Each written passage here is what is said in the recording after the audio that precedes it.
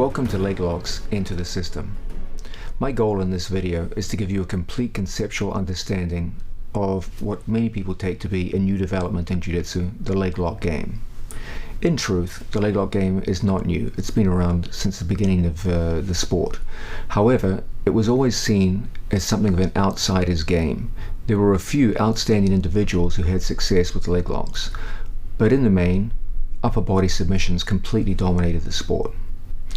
A few years ago, a set of students who I trained in New York City out of the Renzo Gracie Academy came to change people's perceptions about this. For the first time, instead of seeing a few isolated individuals having periodic success with leg locks, you had an entire team of talented, hard-working athletes employing largely the same techniques to dominate all their way up to World Championship competition level. For the first time, you saw people with completely different body types, different personalities, across a wide spectrum of game plans, styles, etc., employing what appeared to be a system to push their opponents into a leg lock exchange where they had a massive knowledge advantage over their opponents and could almost always get through to a complete victory. My goal in this video is to introduce you to this system. The peculiar attribute behind it was that these students of mine learned the system in a relatively short period of time. Perhaps the most shocking thing was not only that an entire room full of people could employ the system so successfully, but the short amount of time it took them in order to be able to do so. I want to be able to take the same teaching methodologies which I use with my students and show them to you now in this video.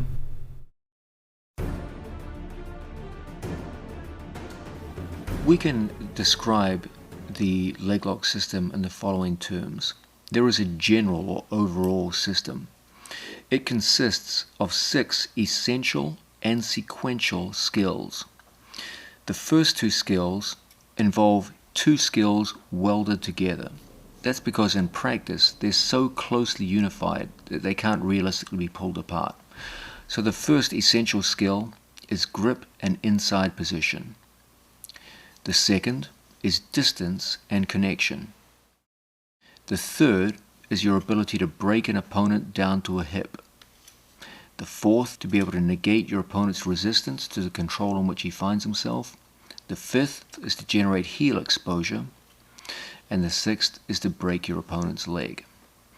These 6 essential and sequential skills run throughout all elements of the leg lock system. However, in order to manifest those skills, they have to be further divided into 3 subsystems. These are the straight Ashigarami system, the cross Ashigarami system, and the reverse Ashigarami system.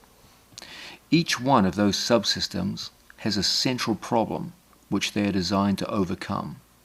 So, for example, the cross Ashigarami system faces the turnout problem as its central problem. The straight Ashigarami has the shared spiral as its central problem. And the reverse Ashigarami has the cross leg problem as its central problem. Fourthly, there are 10 core principles which characterize the leg lock system. I'll list them now in no particular order. These are the double trouble principle, the idea that whenever I go to attack one of my opponent's legs, the overwhelming majority of the resistance comes from the second leg. And so if I can tie up both of my opponent's legs, I'll have a much easier job controlling my opponent. The second is the dilemma principle, that as much as possible, I want to create not so much problems for my opponent as dilemmas. Every time he breaks out of a certain move, he should go into another threatening move. I can build dilemmas, trilemmas, quadlemmas, etc., etc. The more the better.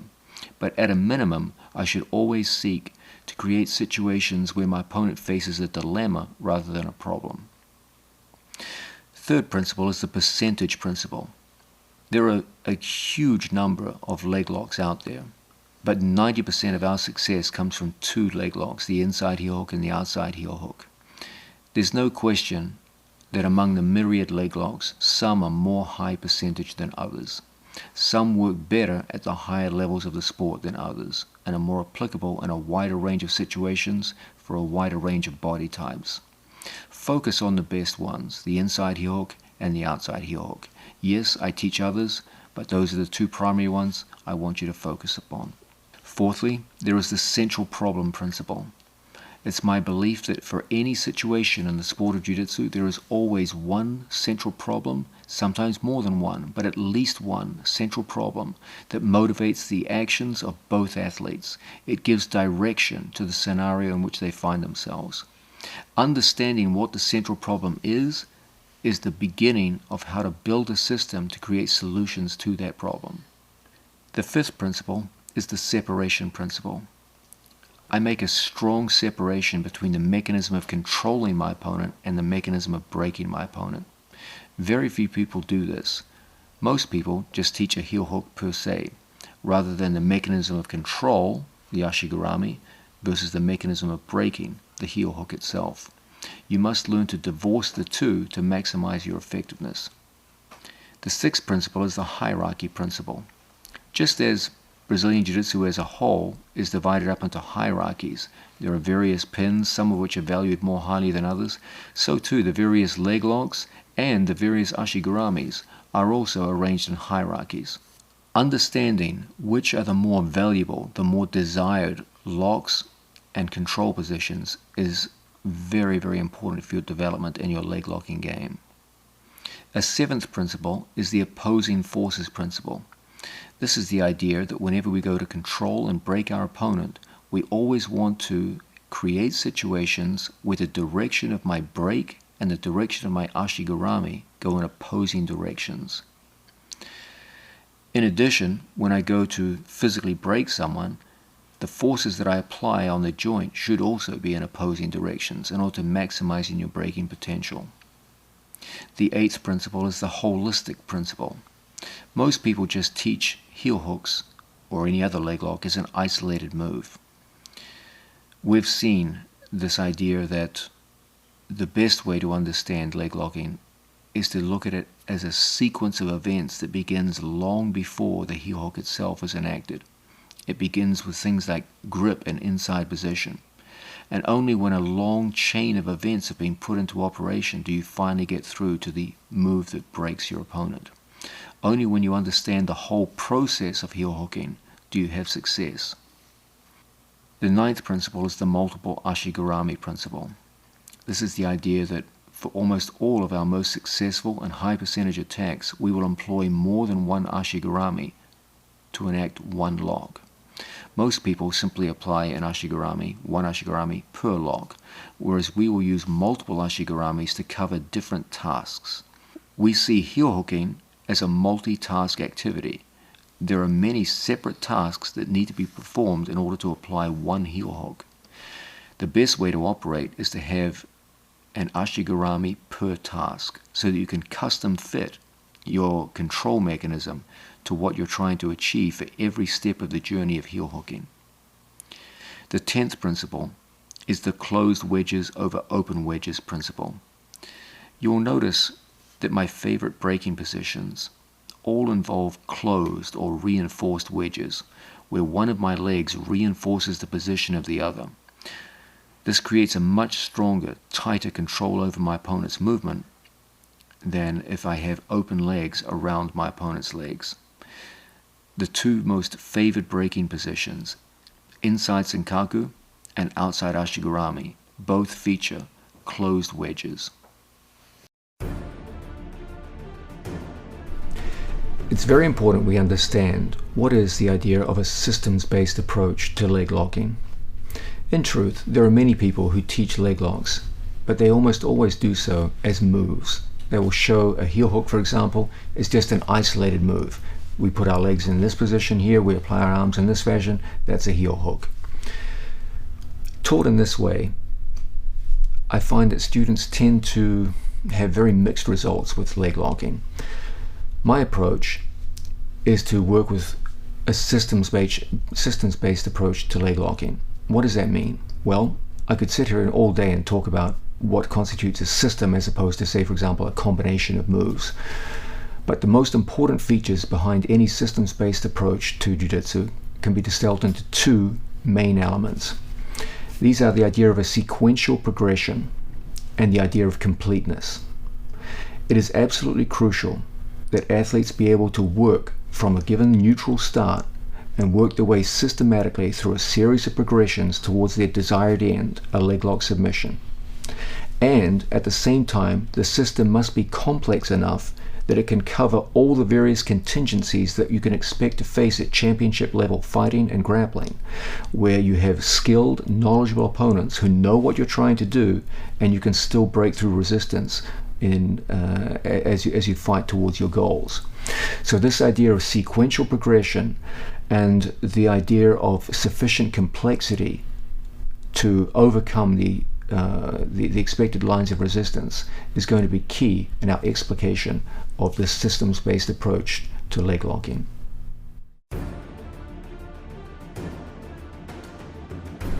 Even though the primary goal of this DVD is to show you the workings and the construction of the leg lock system, there is also a deeper secondary goal.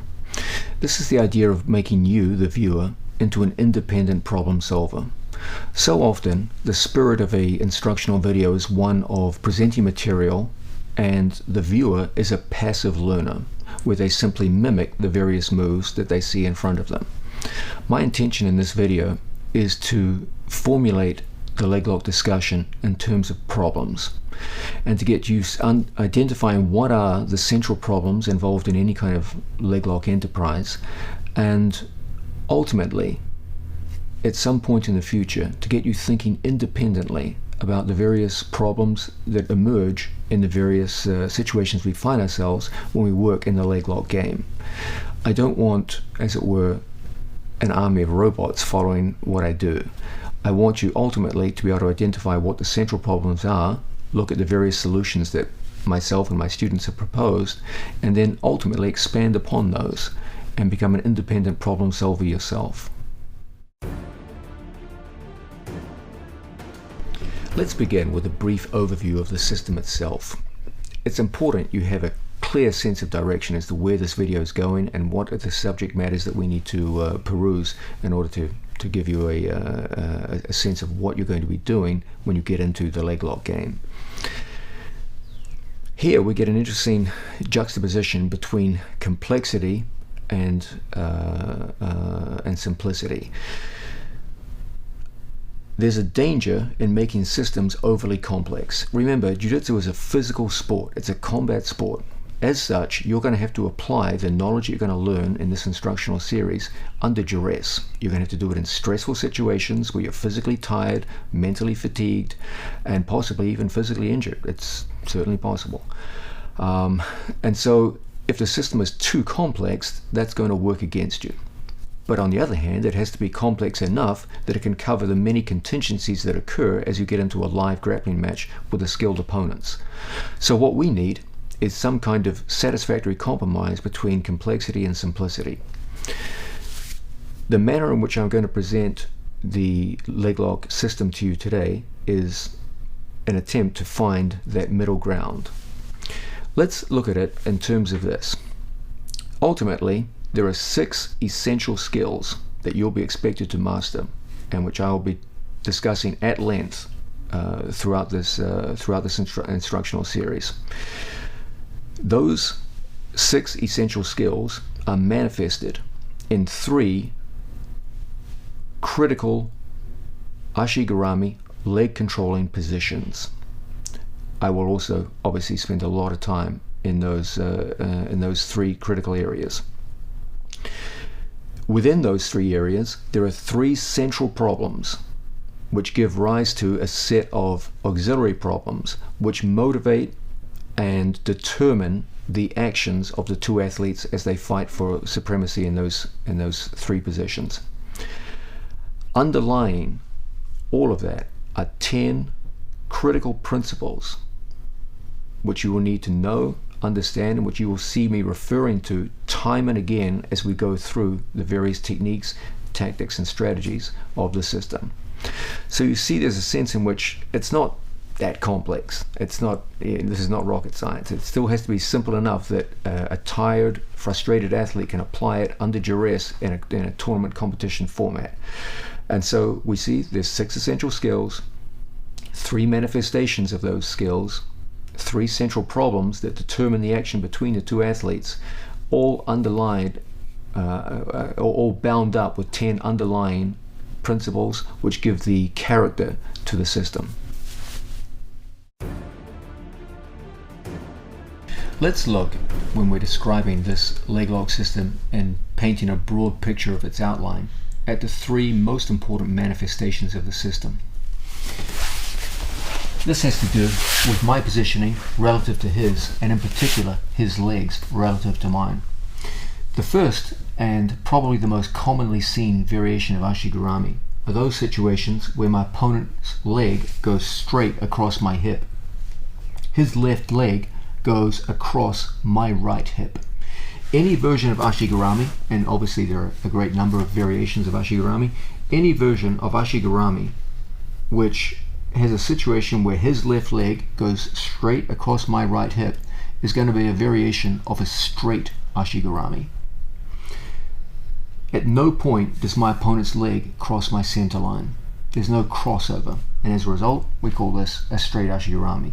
In this family there are a huge number of variations. There's arimis, there's inside, there's far hip, there's outside, there's a multitude of different variations. Okay.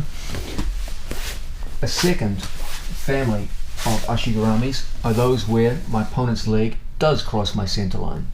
In this case, my opponent's right leg is going over my right hip, and clearly his right leg has gone across my center line. Just like before, within this overall family, there are a huge number of variations. There are foot-to-foot variations.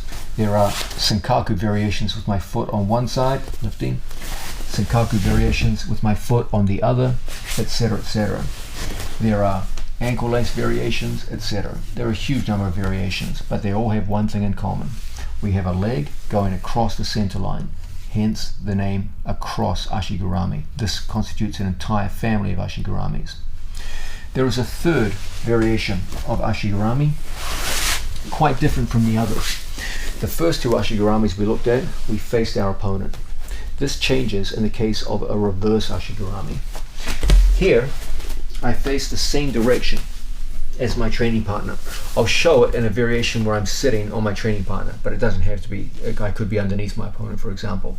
But what doesn't change is the idea that my body faces the same direction as his, as opposed to facing into my opponent for most versions of Ashigarami. From here, there are a wide variety of Ashigarami attacks available. So those are the 3 main manifestations of Ashigarami that we work with in the system. We've seen that the system has 6 essential skills. Those skills are exhibited in those 3 main manifestations. For each one of those 3 main manifestations, there's a central problem. That central problem will determine how I act and how my opponent acts. That will give rise to auxiliary problems, and we'll need a system of movements bound up by a collection of principles and concepts to get around those problems and build a system around those 3 positions.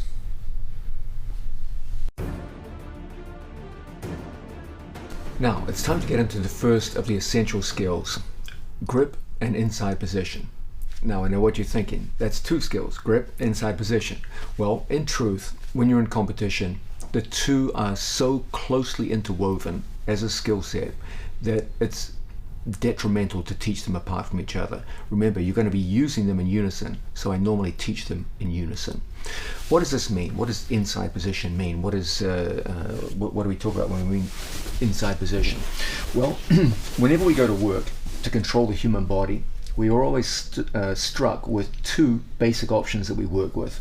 When I go to control my opponent's limbs, I can control them from the inside, where my elbows and wrists are inside my opponent's arm, for example, or I can control from the outside, where I control, for example, 2-on-1 gripping. Okay, what's the difference? Well, inside control, I take my opponent's limbs out and away from his center line. Outside control, I push the elbow in this case across the center line.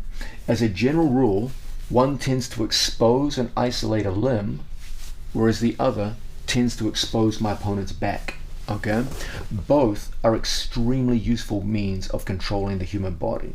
If you're going to call yourself a master of jiu-jitsu at some point in your life, you're going to have to master both of them.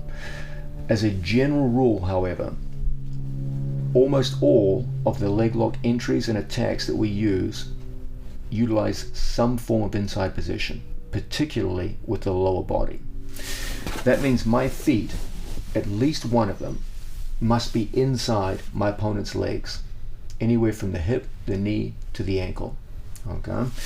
If both of my legs are on the outside of my opponent's body, there are many good attacks I can use from here, but they are mostly upper body attacks. I myself would now be rather vulnerable to my opponent's attacks with my feet in the outside position.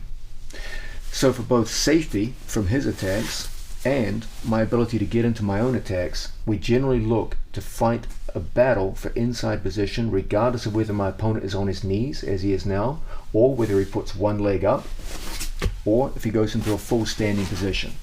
At least one of my feet must be in the inside position before I can go into my opponent's legs. And as a general rule, we typically prefer 2 feet inside. It's also important that we understand there's a difference between inside position, which is our first prerequisite, and inside control. Control is a much stronger concept than just having my feet inside my opponent's legs. I have to actively interfere with my opponent's ability to move his body as he wills. So for example, if someone is standing over me, here my feet have the inside position, but I'm not even physically touching my opponent, so of course I have no control over him. This would stand in contrast to a situation where I actively hook my feet to various forms of inside position. Okay. Now when my opponent goes to step away from me, I use a sticky foot. As he takes a high step, for example, my foot sticks to the back of his knee. It actively hooks onto my training partner. Now I'm physically controlling him. Okay. Say for example, I wanted my opponent to take a step forward. I can use the inside position, that sticky hook, to physically lift my opponent's foot, bring it to me, and now we can start going on the attack in various kinds of ways. Okay. So we begin with inside position. But ultimately, I want you to start working towards the idea of inside control, where you're using your feet in the same manner you use hands to grip and move people. You'll be learning to use your feet to grip and move people. We just looked at the idea of inside position and inside control. Now let's go to the other element, which we have to work concurrently with that, the idea of grip. Now, it's very, very important you understand gripping will be probably the first activity you engage in any grappling match or even just everyday sparring. It's absolutely critical that we distinguish between positive and negative gripping and the notion of gripping for a purpose.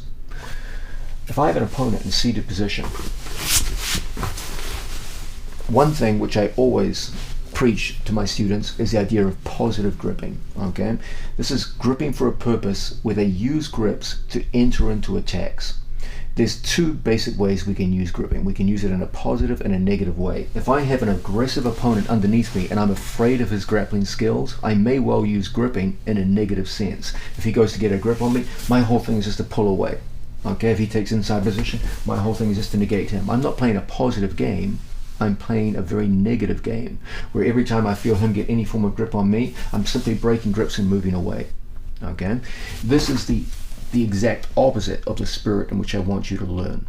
This is a very negative kind of game, which doesn't lead into any kind of submission. There's a sense where you're actively trying to deny your opponent's control, but at the same time you're not trying to assert your own control that leads towards submission. Done in this way, grip fighting is a very negative and I think a very poor display of jiu-jitsu. What I teach to all of my students, and you'll constantly see them assert this in competition, is positive grip play, where they try to assert a grip upon their opponent with a purpose that leads them towards submission holds. Very often you will see opponents of my students play negative grips just to back away from what they see as dangerous attacks. And you will see a situation where one guy is trying to work with positive grips and the other guy with negative grips, and it can deteriorate into a rather boring looking match. Let's focus on this idea of what constitutes a positive gripping game. If we switch positions, when I grip, I must do so for a purpose. I must have a clear sense of what I'm trying to accomplish. Okay, if my goal is, for example, to get into some form of ashigarami, my initial gripping must reflect that. Okay, so I must have a clear sense of what I want to achieve. Let's say, for example, I wanted my opponent to put his right leg up to facilitate a grip into ashigarami. A good way for me to do this would be to assert an initial double wrist grip and threaten an arm drag. Okay, if my opponent keeps his knee on the floor to the arm drag, then it's very easy for me to access his back. Okay, so I had a clear sense of what I wanted to do. My opponent knows that. He knows back exposure is a bad thing, so when I go into the drag, he puts his leg up. That's a smart thing for him to do. If I continue the arm drag, my opponent can put his leg over mine, and from here my arm drag deteriorates into a situation where I'm just pulling him on top of me. I didn't get his back at all. Okay. Knowing all this, I can play a very positive gripping game where I threaten an arm drag, I get a wrist control, I threaten a drag, I see my opponent come up, and now from here I switch to a 2-on-1 grip on my training partner's leg. Okay, I now have a positive form of gripping which leads me directly into an ashigarami. Okay, this would be a simple example of a sense of direction with gripping. I began with what I wanted. I knew from the start what I wanted to achieve, some form of ashigarami contact, and I engaged in a gripping game which led us inexorably towards that goal. This is the sense in which I want you working with the notion of gripping. Have a sense of where you want to go, grip with a purpose, and get to your goals.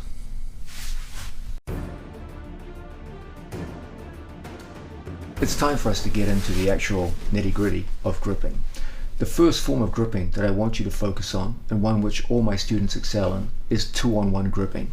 2-on-1 gripping is always a very simple and highly effective manifestation of the idea of mechanical advantage. Two of my arms controlling one of my opponent's arms. That's always going to confer some kind of mechanical advantage. Whenever we work from bottom position, I always encourage my students to control one of their opponent's limbs with two of theirs. Okay, this is a sense in which smaller, weaker people can control bigger, stronger people at one important part of their body. Now the question is, what are the various forms of 2-on-1 gripping? Well, the three main ones that I want you to focus on are first, 2-on-1 at the wrist with my palms facing up. Then 2-on-1 on the wrist, palms facing down. And then, perhaps the one we use more than any other, the 2-on-1 elbow grip, holding onto our training partner just like so. Okay, let's look at these three various forms of grip in some detail and start to teach you why they're such an important part of our game. What is their mechanical principle? Well, first let's understand something about the nature of gripping.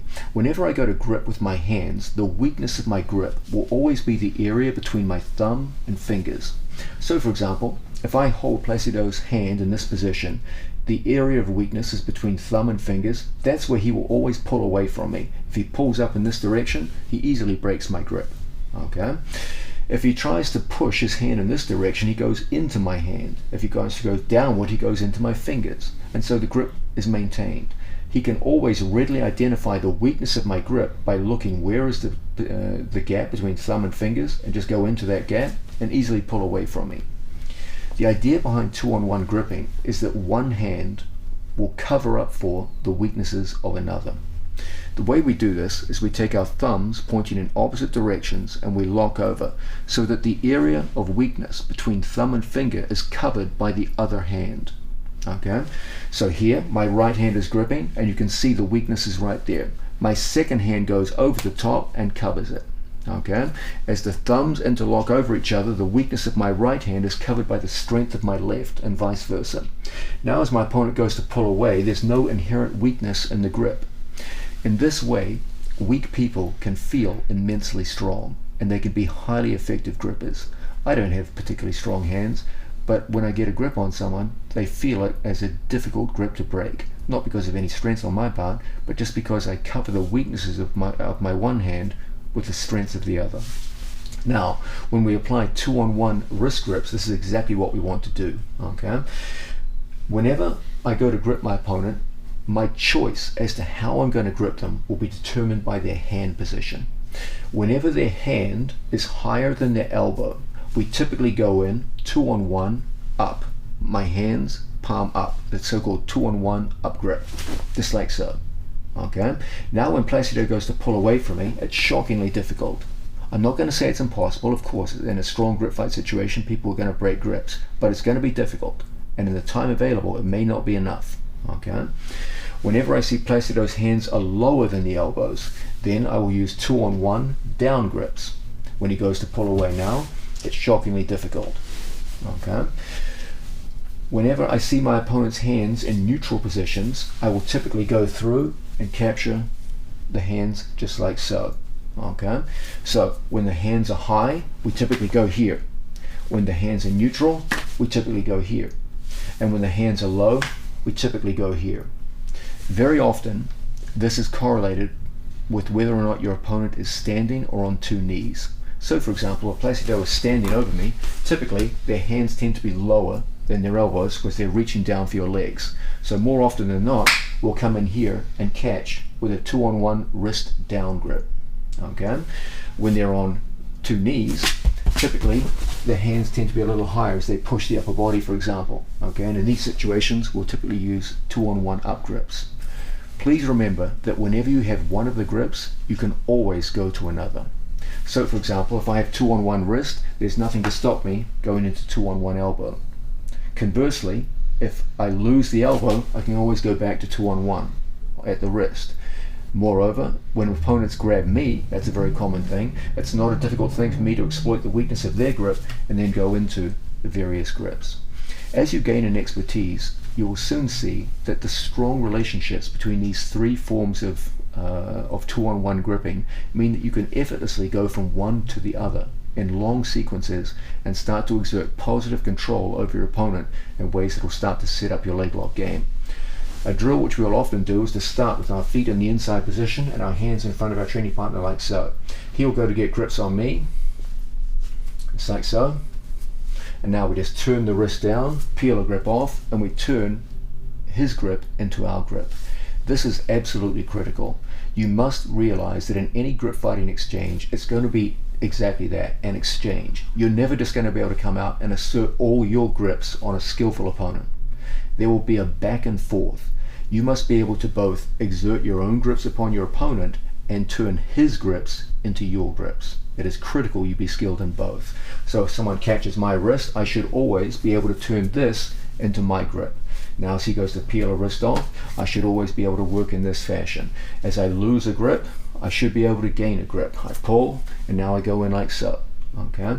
And that you can see that within a very short time frame, you learn to go from grip to grip to grip. And you will be using a relatively small number of different grips, 2-on-1 wrist down, 2-on-1 wrist up, and the elbow 2-on-1 in large combinations. And those three simple moves will be responsible for a large percentage of your initial entries into the leg game.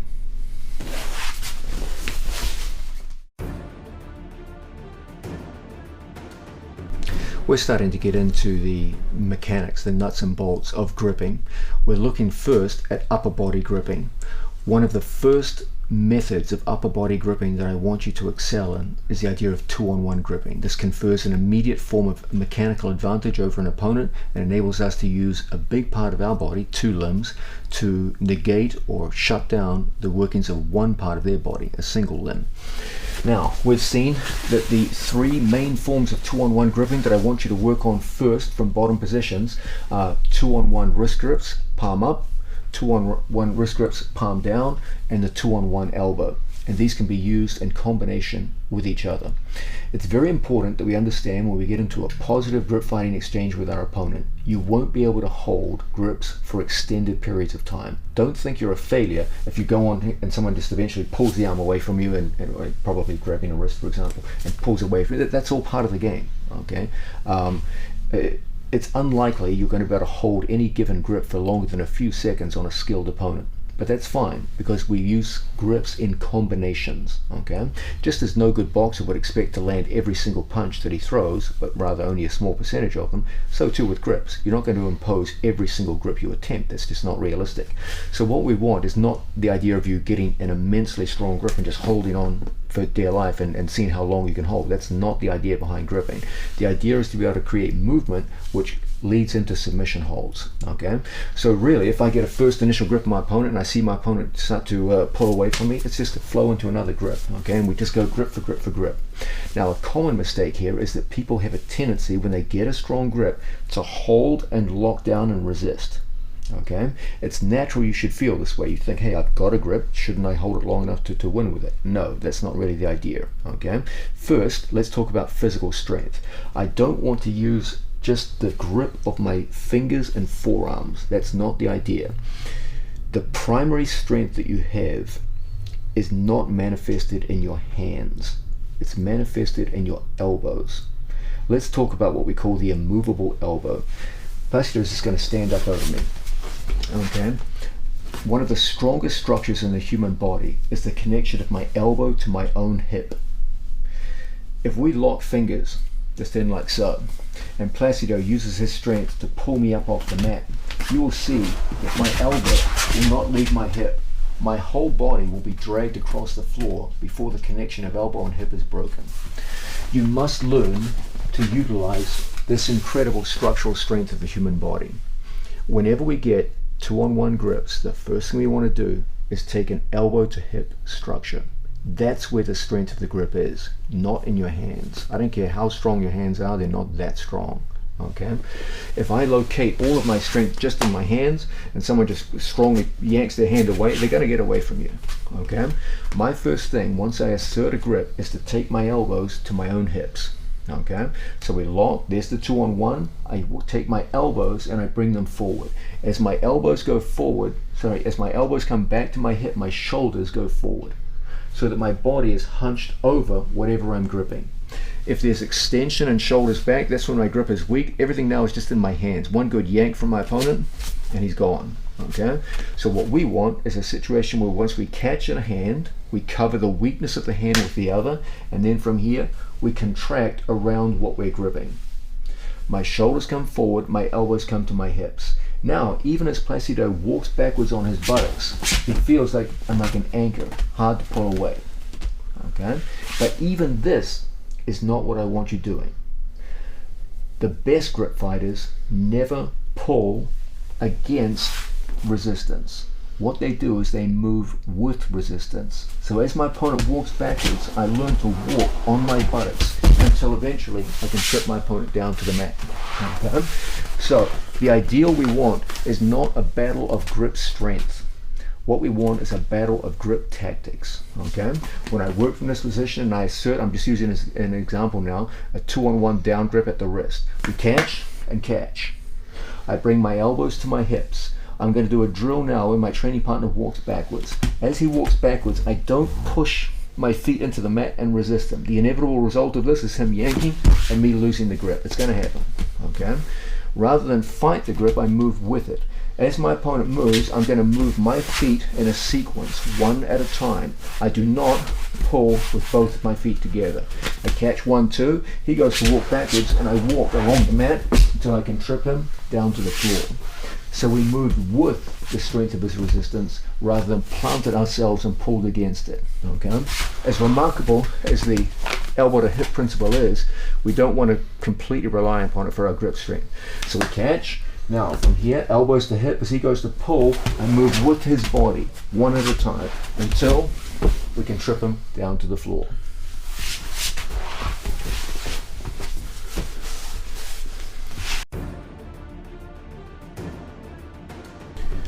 We're starting to get into the details of the gripping game, which is the precursor to getting into our opponent's legs. Remember, everything starts with grip. You're going to have to get some kind of grip and at the same time fight for inside position with your legs and feet, and only then can you actually start to get into the leg lock game.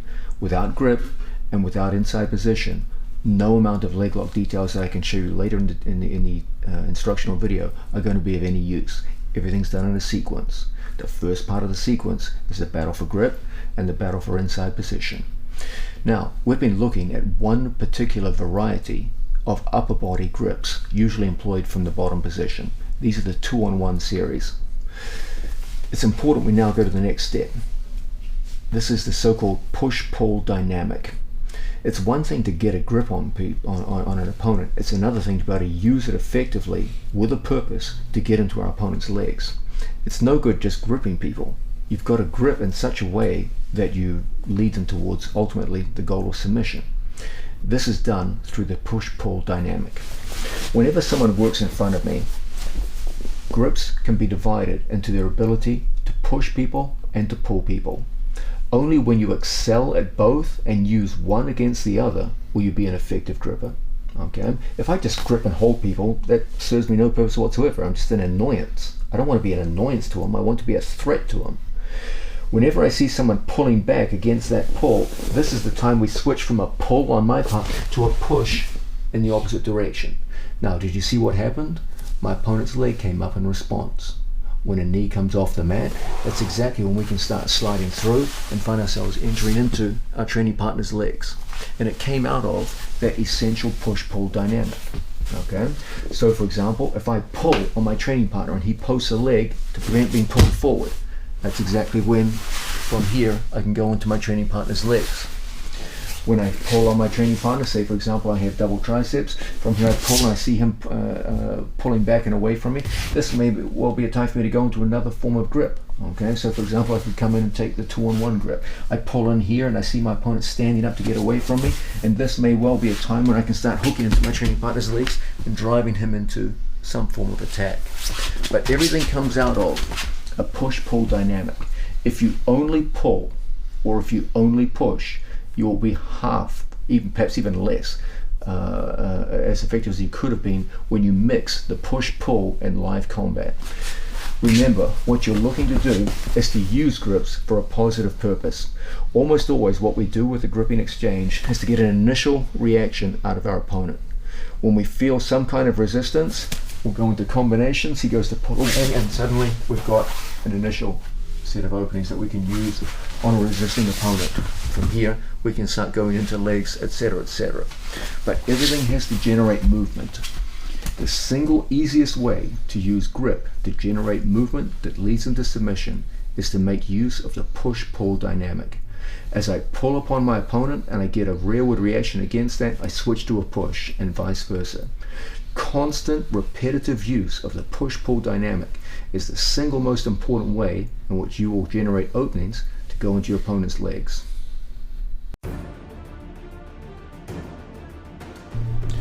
We've been looking at the details of gripping, and when we first went into our gripping teaching, we looked at the idea of controlling our opponent's limbs.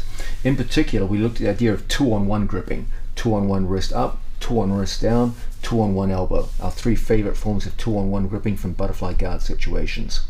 It's absolutely critical that in addition to being able to grip a limb effectively, you be able to grip the torso effectively. Okay? Controlling a limb is one thing, but controlling a torso is the other. We've seen that the fundamental dynamic that we work with is the push-pull dynamic. We can operate at the limb for push-pull. I can use an elbow 2-on-1 to push and pull an opponent very effectively. Okay? But one of the best ways to do it is through the torso. Okay? Here we're looking at controlling our opponent's center of mass. The main ways in which we do this are collar and elbow. This is one very effective form of control. Through the head, when my opponent goes to pull away, it's a difficult thing because the head is controlled, and at the same time we can get strong pushes from the exact same grip. Okay. The other is double underhooks, one of the strongest of all the pulling grips. When my opponent goes to pull away from this, it's a shockingly difficult thing to do. The other is a tight waist grip on my training partner, also a very good pulling grip to bring my opponent's torso forward. Okay. And the one which perhaps we use more than any other is double triceps. Okay. Now that's odd. I just said I was gripping the torso, but here surely I'm gripping the arms, no? Well, you are and you aren't. Most people take double elbow grips down here at the elbow. I much prefer to see my athletes working higher on the arm so that it's the shoulders that are being controlled, high up towards the triceps. The idea behind this grip is that I'm controlling the shoulders, and through the shoulders the torso, rather than the elbows and the arm. Okay? I bring my body in close, just like so. When my opponent goes to pull away from me, it's a shockingly difficult thing. And this is an incredibly strong pulling grip that brings my opponent's center of gravity forward. Okay? So the main grips that we work with are collar and elbow, double tricep, and double underhook. When we work with the double underhook, my way of working is a little different from most. Most people like to lock their hands here. That's okay, it's not wrong, but the problem is now Placido can easily frame his forearm underneath my throat, push away, and break my grips. Okay? What I prefer to see my athletes do is hold right in here and bring their elbows towards their own hips so that we get the immovable elbow that we talked about earlier. When my opponent goes to pull away now, it's shockingly difficult. When he tries to frame inside with his forearm, it's very, very difficult for him to do so in the time available. And we can often get people moving in ways which lead directly into submission. Once again, the main grips that we work with: double triceps, in like so, my head in close. Okay? Double underhooks, hands at the shoulders rather than locked hands, elbows in close to our body, controlling his body movement. Tight waist grips, in like so, a single hand around my training partner's waist. Grips like these give us a tremendous propensity to pull our opponents in and get underneath their center of gravity.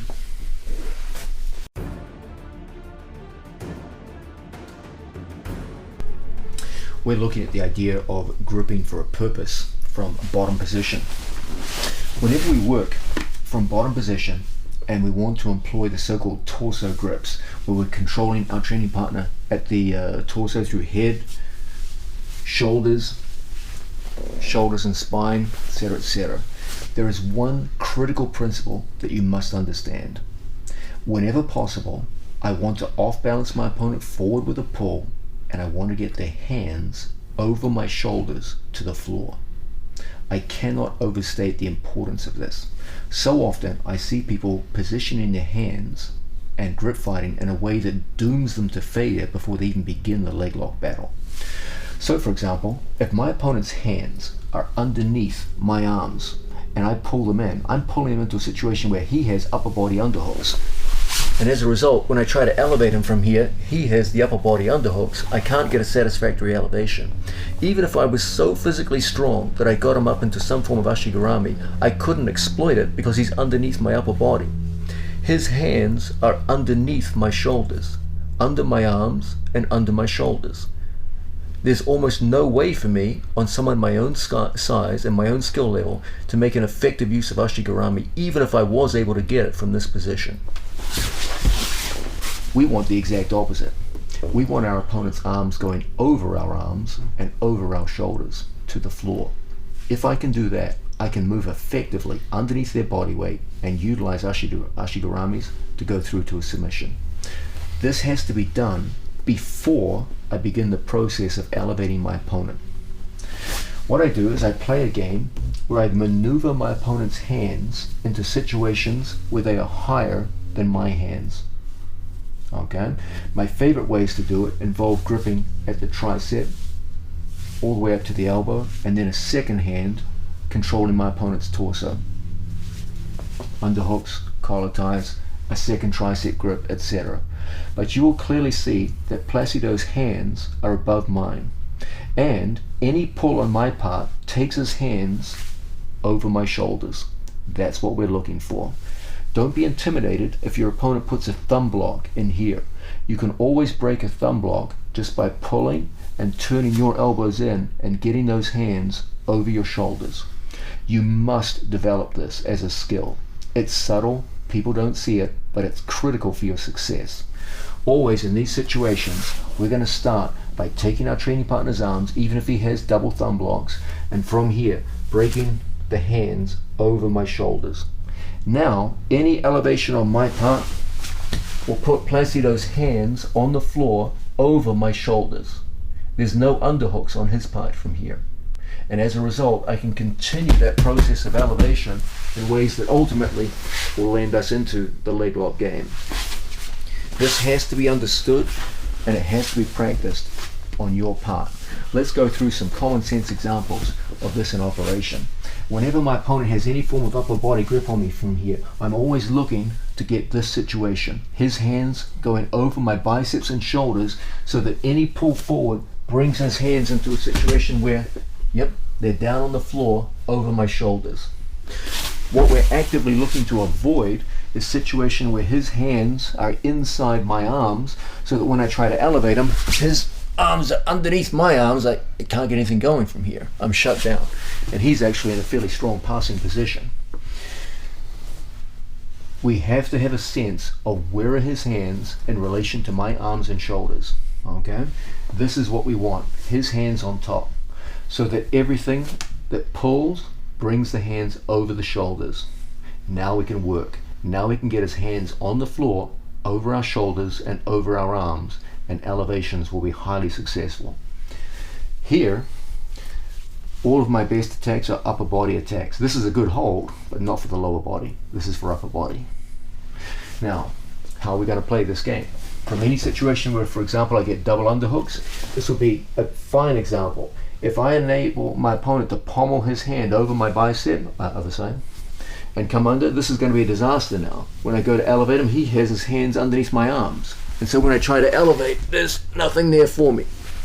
That's why it's so important that when we play this game, I close the elbows and I draw him forward. So when he tries to pommel in, it's so difficult and so easy for us to get his hands to the mat into an elevated position where we can start to play the leg lock game.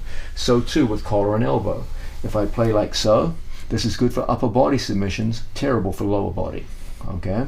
What we want are situations where the hand is going over. So I will play my game in exactly that fashion. I will often use my second hand to pass the hand to the outside and get the hand position I want.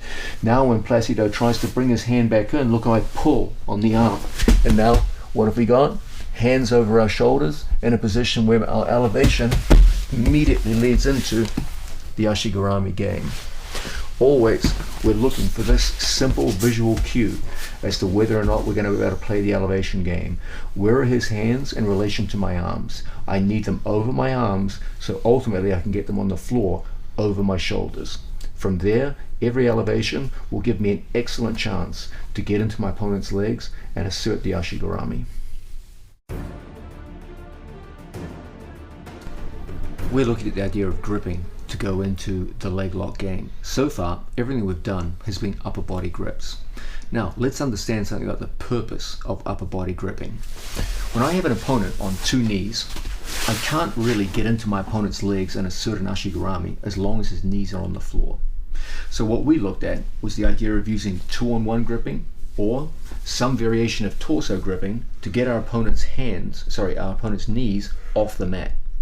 Once a knee comes off the mat, then we can start going into the leg lock game.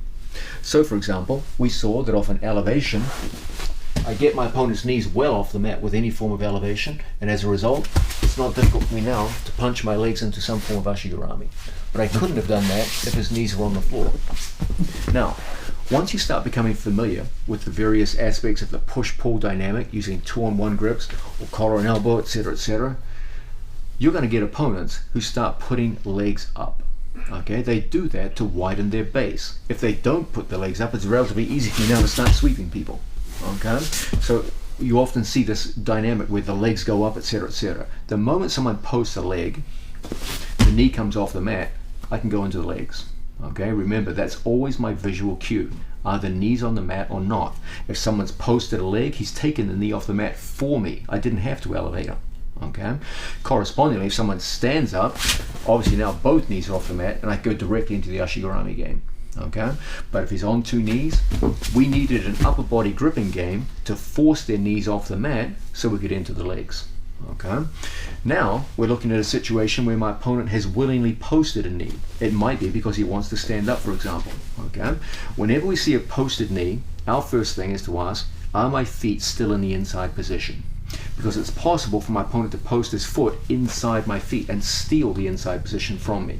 We'll look first at a situation where he posts his leg to the outside. That's usually the case because I keep my feet close together in these situations. It's hard for him to take his foot straight to the inside position. Whenever we see a posted leg to the outside, we're going to take advantage with a 2-on-1 leg grip. We've been looking at 2-on-1 arm grips, now 2-on-1 leg. When we go to snatch a leg, my favorite way to do it involves a grip below the knee and a grip above the knee. When we do this, people often misunderstand the nature of 2-on-1 leg gripping. They think you grab the leg and pull the leg. No, you grab the leg, yes, but you don't pull it. You hold it in place. Remember, a leg is much stronger than your hands. Realistically, you're not going to be able to pull someone big and strong around by the leg with your hands. So what we do is we shoot our hands, and I take my knee right behind my training partner's knee. So I have wrist deep, one at the calf, one at the thigh. My whole thing is to get my knee behind his knee. I find the top of my knee into the pocket of his knee. Okay, so in a situation where we're facing each other and I see my opponent post a leg, I come out and I insert the 2-on-1 grip. Now I use my feet to pull my body in, and I put my knee right behind his. What brings him to me is not my hands.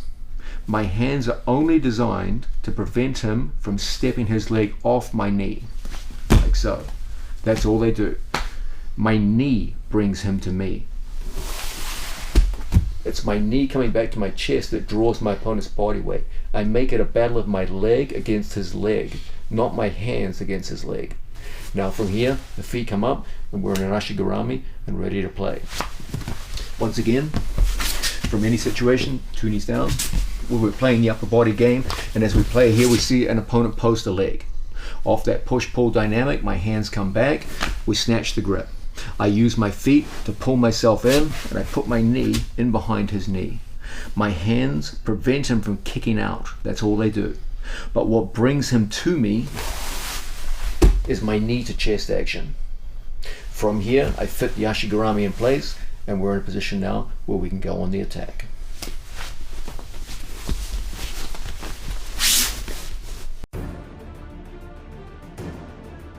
We're going further into the lower body gripping game. We've seen that whenever we work the upper body gripping game, there's going to be a motivation on the part of your opponent as you go through the push-pull dynamic for him to start posting legs. Now, we just looked at a situation where our opponent posted to the outside, retaining our inside position. What if we have a tactically smart opponent who puts his foot on the inside? Okay, now there's a sense in which he's stolen the inside position from me. We know already that inside position is one of the prerequisites for success here. Okay, what do we do in these situations? Well, potentially this is kind of dangerous for me. Okay, my opponent can start knee driving and go across my hips and go into strong guard passing positions from here in either direction, one towards the mount, one towards the side. Okay, so what should I be looking to do? Well, I want to, most of the time, take back some form of inside position. Okay, there's a bunch of ways that we'll be looking at later in the instructional to do exactly that, but I want to look at some foundational ones right now. One of my favorite things to do is to take away initially the danger of a strong knee drive. Okay, if my opponent gets some kind of upper body grip from here, say for example collar or even worse underhook grips, my opponent can immediately start cutting across my hip line and causing real problems for me here. Okay, so I've got to take care of that danger first. Okay, even if he's very, very close to me now with his legs and in a strong driving position, we should still be able to be effective here. My first thing is to stop the knee drive. So I take a 2-on-1 grip and I just post on my training partner's knee. Okay, now from here I take my leg out wide. A common mistake here is athletes try to pommel their foot in from this position and find it extremely difficult. You need extraordinary flexibility to do so. If we bring our leg out wide, now we can always fit the leg in. Okay, I have a hip replacement, and if I can get a hip replacement leg in like this, you should be able to do this pretty easily. So I block, elbow to hip, just like so. I bring my leg out wide, and in one motion I pommel my foot in very, very easily. Now I go around the corner and I lock up wrist deep, palm down on my training partner's leg, just like so. Okay, now when he tries to knee drive now, I have the inside position. I put my right knee in my training partner's hip. I have inside position, my shoelaces are inside his, and now I'm in the perfect position to extend my leg and find myself right back in the Ashigarami game. Once again, we have an opponent who's done a good job of getting inside position with his foot. There's a danger now that if he gets some kind of upper body control, he can start passing. Remember, what actually passes your guard is his knee, so stop that. I close my elbows to make the upper body game difficult for him to win, and I post. I bring my leg out wide so that I can easily pommel even a hip replacement leg to the inside position. If I don't do that and I just try to bring it in a straight line, it's difficult. We bring out and around, and we go in wrist deep and catch. Now, even as he drives forward, I put a cross frame in place, lift, elevate, and we're in position. Okay, let's have a look at that again and start to close in on the small details that make this work even against resistance. We know that ultimately our opponent wants to come forward with the knee first, the upper body second, and then start the passing game. So that's the thing that's going to cause the initial problems. Stop it first, prioritize it. Okay, then from here I need inside position. I come in at an advantageous angle to get the inside position. My elbows are close to my body, makes it hard for him to dig for that underhook. Now the next thing is his upper body's going to come forward. I cross frame. I come in wrist deep so that as he drives forward, even if he takes his underhook now, it would mean nothing because I have too much inside position with the lower body, and as a result we quickly fire our legs up into a winning position.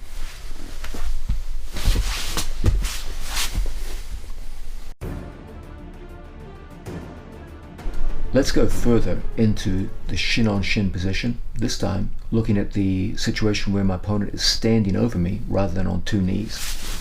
When someone elects to stand and pass your guard, the overall dynamic of the position changes substantially. The central problem we face now is a mobility asymmetry. My opponent's on 2 feet, and as a result he's very mobile, very fast. I'm sitting on my butt, and as a result, compared with him, I'm relatively slow. We have to be able to take care of that asymmetry. I can't tolerate a situation where my opponent can move 3 or 4 times faster than I can without offering any kind of resistance. It's going to make things relatively easy for him. So one of the first things I like to get into here is a simple shin-on-shin gripping strategy which dramatically slows down and limits my opponent's movement potential. When I'm in front of my training partner, I take my foot and I hook my shoelaces inside my training partner's ankle. Let's be particular about the way we go to hook. Don't just place your foot in an lackadaisical fashion. I need to retract my toes back towards my own knee so that I make an active hook on my training partner. Now, it doesn't take a rocket scientist to figure out that in this situation, my grip with my foot is very strong, foot to foot. If Placido tries to bring his 2 feet together, my foot obstructs him. It's strong in that direction. However, it provides no resistance in this direction. He could easily just step out. Okay? That weakness of my foot grip has to be covered by my arm grip. So I'm going to shoot my arm wrist deep around my training partner's leg, palm down. I'm going to cup my training partner and snake my hand around my training partner's calf muscle and bring my elbow and knee close together so that the strength of my foot grip covers the weakness of my hand grip, and the strength of my hand grip covers the weakness of my foot grip. Now when my training partner goes to pull out, his leg is controlled from both sides. Okay? Interestingly, I can also determine the position of my training partner's other leg. I'm controlling Placido's right leg, but this grip enables me to determine the direction of movement of his other leg. Even as my opponent steps away from me, he can go as far as he wants, steps as far as he wants. All I have to do is put my hand on the floor and bring my left hand to my right hand, and like a magic trick, I can make his second leg come to my hand. Just like so. Okay? Either bringing hands to floor or foot to hand. If he doesn't put his hands on the floor, stepping back, I'll bring his foot to my hand. If he puts his hands on the mat, that too is a win for me. Either way, I'll be able to get into my opponent's legs. Okay? Let's have a look at this again. I have an opponent standing in a staggered stance. I can only access one of his legs. I place my shoelaces inside my training partner's ankle. I scoot my body forward and I go wrist deep and I take a snaking grip around my training partner's calf muscle. This enables me to put considerable push-pull on my training partner's leg. Even when he avoids my hands and steps back, I can always bring his foot to me merely by pulling my left hand to my right hand. And now his hands back in a position where it can be gripped. The only way my opponent can avoid stepping forward is to put his hands on the mat, and that too gives me easy access to the legs. Either way, I'm going to be able to pull in a good Ashigarami here. I'll demonstrate that now. Again, we have an opponent standing over us. Say for example, I start off with a grip here and I feel my opponent pulling away. I'll come into my opponent's leg. So as I lost an upper body grip, I gained a lower body grip. Okay. Now I want to exert control. I want him stepping where I want. He wants to step away from me, but I want him coming towards me. So I pull my left hand to my right and I get immediate access to his foot. From here, it's an easy thing for us to come up into some variation of the Ashigarami game. Correspondingly too, if he should prevent himself from stepping forward by putting his hands on the mat, it's just as easy. So I pull in on my training partner from here and I feel I'm losing upper body grip. I go into a lower body grip, just like so. Now, this time, he doesn't take a step, he puts hands on the mat. That too will create an unweighted leg. I simply post on my training partner's upper body and I'm right away into the Ashigarami game. Okay?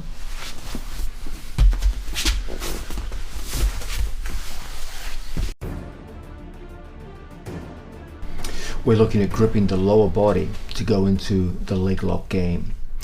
A method of gripping which I often teach to my students and which they've had tremendous success with over the years is the notion of scoop gripping. Let's first introduce some terminology here. I know people worry why I use specific terminologies. Let's explain this right now. Just lying down, Placido. Okay, what is a scoop grip? Okay, just lie down. I refer to any grip where I go underneath my training partner's leg, like so, as a scoop grip. Now, many of you out there refer to this as an underhook. Okay, I'm a coach. I have to be able to give precise instructions in hectic, combative situations to an opponent, to a student that are unambiguous. If I call this an underhook, and I have a student, for example, in say half guard top, okay, and I'm the guy in the corner calling underhook, left side underhook. What does that mean? The student's confused. Did he mean this, or did he mean that? I can't have that kind of confusion. Okay, let's refer to underhooks as upper body grips underneath the arm, and this as a scoop grip, so that when I talk about a scoop, I'm referring to an underhook on the leg, and when I talk about an underhook, I mean the conventional use of the term an underhook on the arm. That way there's no ambiguity. I can call to a student, scoop grip left side, and he knows exactly what I want. I can call out to a student, underhook left side, and he'll take it right here. Okay? If we just use underhook to describe this, and underhook to describe this, when I call to an underhook or I'm teaching you in class, it could mean one of two different things, and that might mean the difference between winning or losing a match. So it's very important we make a distinction here. I know it's terminology and some people don't like this kind of precision, but it's important. This is the kind of terminology that makes a difference between winning and losing. Okay, so when I talk about underhooking a leg, let's talk about that as a scoop grip. And when we talk about underhooking an arm, we'll use that in the conventional wrestling sense of an underhook to the upper body. Okay, so let's just use that as terminology. Now, let's talk about scoop gripping the leg from bottom position. Very often, as we've seen, we'll have an opponent who posts a leg.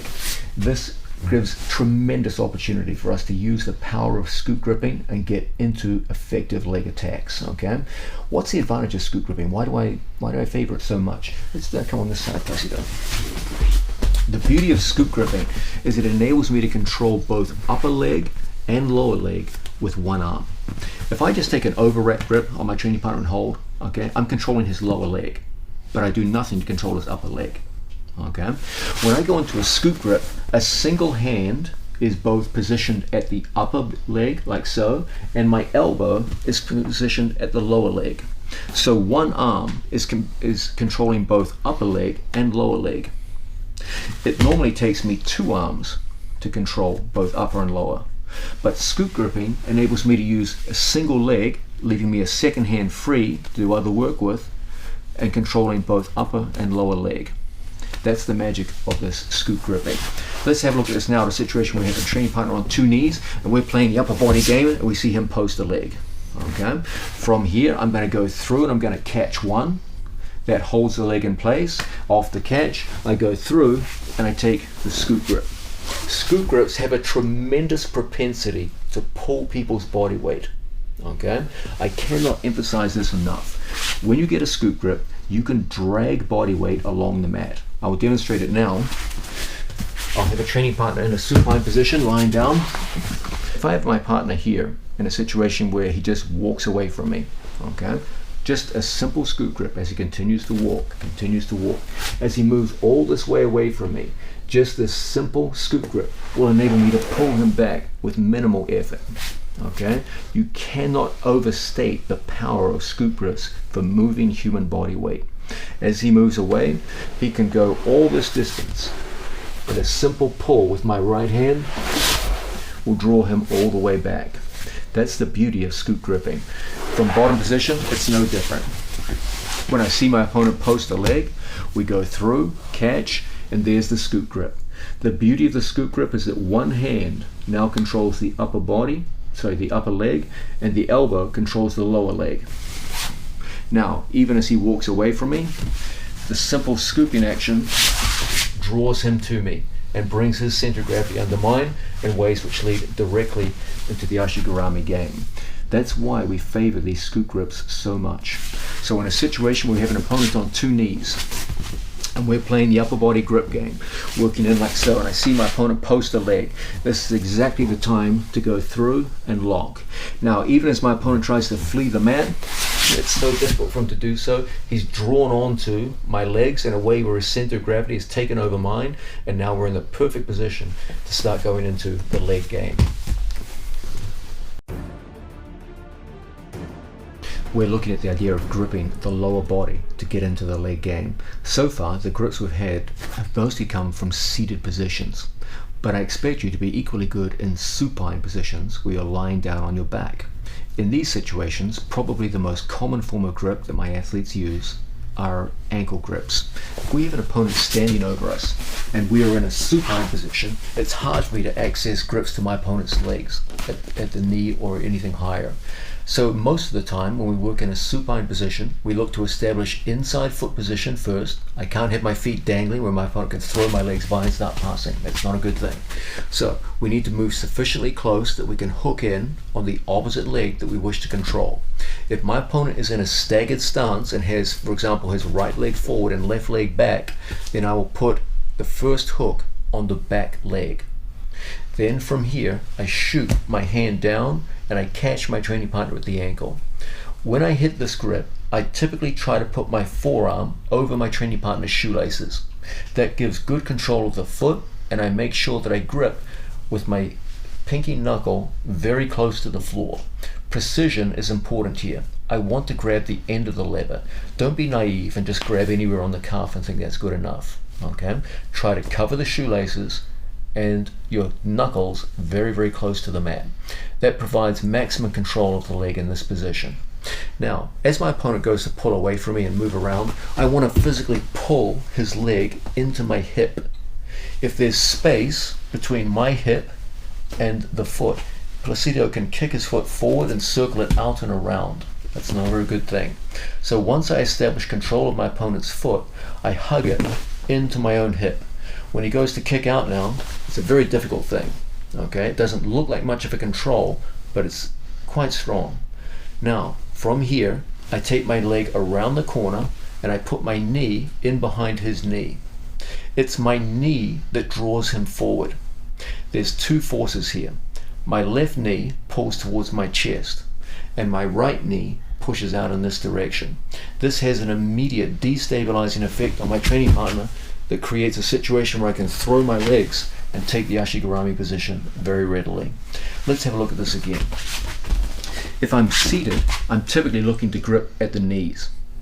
But when I'm supine, that becomes almost impossible. So typically, the grips are down here at the ankle. Precision is important. I want to initially cover the shoelaces and the Achilles tendon. Don't just grab anywhere. And please, this is not the time to be grabbing with your thumb. We use a 5-finger grip around like so. This is a pulling grip, not a pushing grip. Okay, we lock up, we take our shoelaces to our training partner's opposite leg, and we hug our training partner's shoelaces to our buttocks. So when he goes to yank his leg out, it's shockingly difficult. If it were just my hand controlling Placido in this position, he could easily high leg out and kick away from me. Okay, we have to be able to stop that action. So I hug the foot to my buttocks. When he goes to high leg out now, it's stuck. Now, I'm not physically strong enough just to pull someone in with my hands in this position. It's my legs that do the pulling. I bring my knee behind. This knee comes to my chest. This knee goes outwards. The kazushi, or off-balancing effect, is very strong. And as a result, his hands go to the mat. From here, I fire my legs up into the ashigarami, and we're in the perfect attacking position, ready to play the leg game.